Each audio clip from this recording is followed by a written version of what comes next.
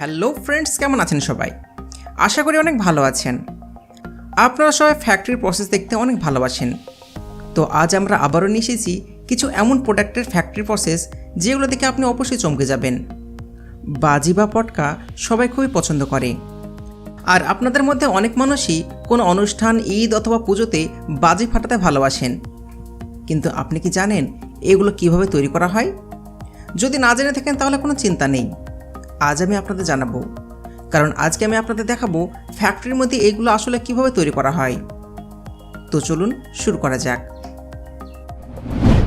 এটা হলো তারাকাঠি বা ফুলঝুরি। বন্ধুরা, ফুলঝুরি সবথেকে সাধারণ বাজির মধ্যে একটি, যেটা দিয়ে বাচ্চা থেকে বড় সবাই খেলা করে। তো চলুন আমরা জেনে নিই ফুলঝুরি বা তারাকাঠি কিভাবে তৈরি করা হয়। সর্বপ্রথম একটি বড় কাঠের স্ট্রাকচারে তামার তার ঢোকানো হয় এবং আরেকটি ছাঁচের মধ্যে এটিকে প্যাক করে দেওয়া হয়। পরে এই সবগুলিকে একটি লকের সাহায্যে টাইট করা হয়, যেইটি কিছুটা এই ধরনের দেখতে হয়ে থাকে।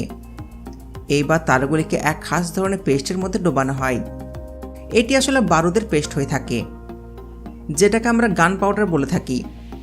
আর এটা তৈরি করা হয় পটাশিয়াম নাইট্রেট, সালফার এবং চারকোল এগুলোকে সঠিক মাত্রায় মিশিয়ে, যার কারণে ফুলঝুরি এত সুন্দরভাবে জ্বলে। বারুদের লিকুইডে ডোবানোর কয়েক সেকেন্ড পর বের করা হয়। তারপর যখন বারুদ শুকিয়ে যায় তখন আবারও লিকুইডে ডোবানো হয়। আর এটা এই কারণে করা হয় যেন এগুলো মোটা হয়ে যায়। তারাকাঠির দাম হিসাবে সাইজ হয়ে থাকে।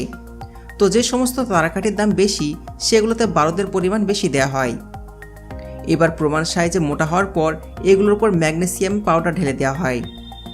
এগুলি হলো সেই পাউডার যেগুলো জ্বলার পর কিছুটা আলাদা রকম দেখতে লাগে। পরবর্তীকালে এই পেস্ট পাউডারের গায়ে লেগে যাওয়ার পর শুকিয়ে যায়। আর এগুলো শুকানোর জন্য কমসে কম 2 থেকে 3 দিন সময় লাগে। এরপর সব লাস্টে এগুলোকে এক জায়গায় জড়ো করা হয়। এগুলোর সাইজ 6 সেন্টিমিটার থেকে নিয়ে 1 ফুট পর্যন্ত বড় হতে পারে। তারপর এগুলোকে গুনে গুনে কার্ডবোর্ড বক্সে প্যাক করা হয়।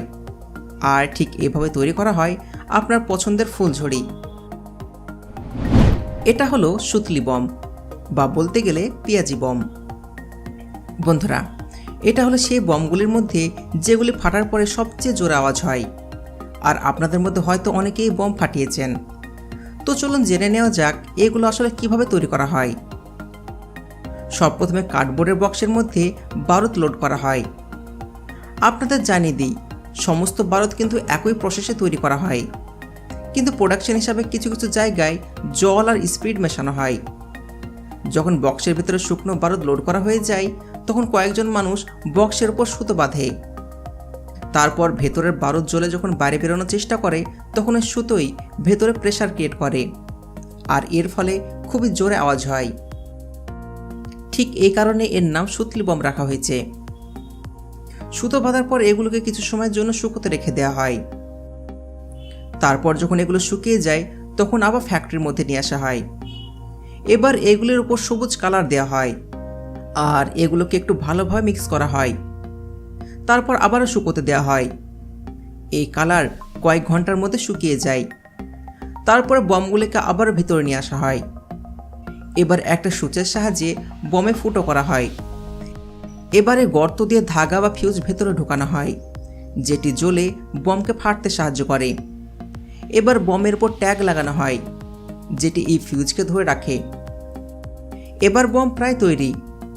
তারপর এগুলিকে বক্সের মধ্যে প্যাকিং করা হয় এবং বিক্রি করার জন্য মার্কেটে পাঠিয়ে দেওয়া হয়। এটা হলো লাল ফটকা। এটাকে আমরা আমাদের গ্রামের ভাষায় বিড়ি বম বলে থাকি। বন্ধুরা, আপনাদের গ্রামের ভাষায় এটাকে কি বলা হয় অবশ্যই কমেন্ট করে জানাবেন। লাল ফটকা খুবই সাধারণ হয়। এগুলি কম পাওয়ার থেকে বেশি পাওয়ার পর্যন্ত সব ধরনের রেঞ্জের মধ্যে পাওয়া যায়। তাছাড়া এগুলো খুব একটা দামিও হয় না।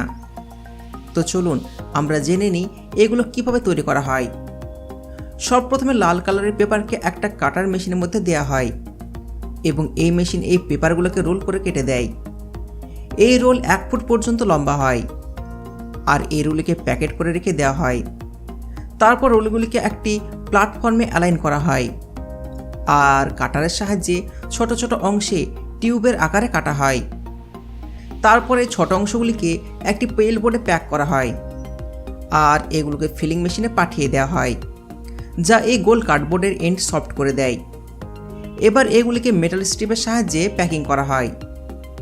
এগুলো লাল, গোলাপি বা নানা রকম কালারের হতে পারে। আর যেগুলো একটি বেশি বড় আর পাওয়ারফুল বম হয়ে থাকে, ওগুলো বানানোর জন্য অনেকগুলো নিউজ পেপার একসঙ্গে রোল করা হয়, যেগুলো আরও প্রেশার ক্রিয়েট করে। আর এই রোলগুলো তৈরি হওয়ার পর ছোট ছোট অংশ কেটে পাইলিং করা হয় এবং এই সবগুলোকে এক জায়গায় প্যাক করে রোল করে রাখা হয়। এবার এগুলিকে বড় সেট থেকে ছোট ছোট দুটো করে সেটে কনভার্ট করা হয়। বিদেশে এই সমস্ত প্রসেস মেশিনের সাহায্যে করা হয়, কিন্তু ভারতে এই সব কাজ হাতের সাহায্যে করা হয়ে থাকে। এখানে কাটা থেকে পেপার রোলিং পর্যন্ত সমস্ত কিছুই হাতের সাহায্যে করা হয়। পরে এই রোলগুলির ওপর টিস্যু পেপার চড়ানো হয়। এবার এই রোলের আরেকদিকে মাটি লাগানো হয়। এই মাটির কারণেই ভিতরের বারুদ বা গান পাউডার বাইরে বেরিয়ে যায় না। এবার ওয়ার্কার প্রথমে রোলের ওপর লাগানো টিস্যু পেপার ফুটো করে দেয়। তারপর একটি সুতো বারুদের পেস্টে ডুবিয়ে শুকানো হয়, যেগুলি ফিউজের কাজ করে। এবারে ফিউজকে ছোট ছোট অংশে কাটা হয় এবং এই রোলে গান পাউডার পুড়ে দেওয়া হয়। এটা সম্পূর্ণ গান পাউডার ডিসাইড করে যে ধামাকা ছোট হবে না বড়। এবারে ফিউজকে লিকুইড বা পেস্টের অনুযায়ী তৈরি হওয়া গান পাউডারের মধ্যে ডুবিয়ে পটকার উপর লাগানো হয়। এবার ওয়ার্কার এই বাজিগুলোকে মেটাল স্ট্রিপ থেকে বাইরে বের করে এবং কয়েকজন মানুষ এক এক করে লেয়ার তৈরি করে। এরপর এগুলোকে ছোট ছোট প্যাকেটে প্যাক করা হয় অথবা বড় বড় রোল তৈরি করা হয়। তারপর মার্কেটের ডিমান্ড অনুযায়ী সাপ্লাই করা হয়। এটা হলো রকেট বাজি। বাজির ভিডিও দেখছে না, রকেট বাজির কথা জানাবো না, এটা কি কখনো হতে পারে? আকাশ চমকানো বাজির কথা বাদ দিলে সমস্ত মজা অর্ধেক হয়ে যাবে। যেমন রকেট ছাড়া দিওয়ালি আর নিউ ইয়ারের কথা চিন্তাই করা যায় না। তো চলুন আমরা জানিয়ে দিই আকাশ চমকানো কালারিং এই রকেট আসলে কিভাবে তৈরি করা হয়। সব প্রথমে বড় বড় কার্ডবোর্ডের সাইডকে গোল আকারে কাটা হয়। এবার একটা কার্ডবোর্ডকে রোল করা হয় এবং এর টিউব তৈরি করা হয়। তারপর সবগুলোকে একটি প্ল্যাটফর্মের উপর রেখে জোড়া দেওয়া হয়। পরে টিউবগুলোকে একটা দড়ির সাহায্যে বাঁধা হয়। বাঁধার পর ওর উপরে স্টিকার লাগানো হয়। স্টিকার লাগানো হয়ে গেলে ওপরে মাটি ঢালা হয়। এবার প্রসেসিং মেশিনের সাহায্যে এই মাটি আর স্টিকারকে সিল প্যাক করা হয়। পরে এই রোলগুলোতে ফুটো করা হয়। ফুটো করার পরে এগুলোর মধ্যে ফিউজ ঢোকানো হয়। বন্ধুরা, আপনাকে জানিয়ে দিই, রকেট ফিউজে হাইলি সেন্সিটিভ বারুদ দেওয়া থাকে, যার ফলে একটু আগুন পেলেই জ্বলে যায়। সমস্ত ফিউজ লাগানোর পর এবার এগুলোকে 30 থেকে 40 সেটে অ্যালাইন করা হয় এবং ওপর থেকে গান পাউডার ঢালা হয়। পরে প্রথমে কেটে রাখা কার্ডবোর্ডগুলোকে এর ভেতরে দেওয়া হয় এবং এর উপরে আবারও বারুদ দেওয়া হয়, যাকে আমরা ডবল শট বলে থাকি। প্রথমটা রকেটকে পাওয়ার দিয়ে ওড়ানোর জন্য এবং দ্বিতীয়টা উপরে ফাটার জন্য। এবার এগুলোকে প্যাকেট করা হয় এবং বিক্রি করার জন্য মার্কেটে পাঠিয়ে দেওয়া হয়। আর সব লাস্টে জরুরি কথা, আমরা যেন এর থেকে আরও ভালো ভালো ভিডিও বানাতে পারি, এই জন্য ভিডিওতে লাইক, শেয়ার এবং চ্যানেলকে সাবস্ক্রাইব করার সাথে সাথে পাশে নোটিফিকেশন বেল আইকনটি অন করে অল অপশান সিলেক্ট করুন।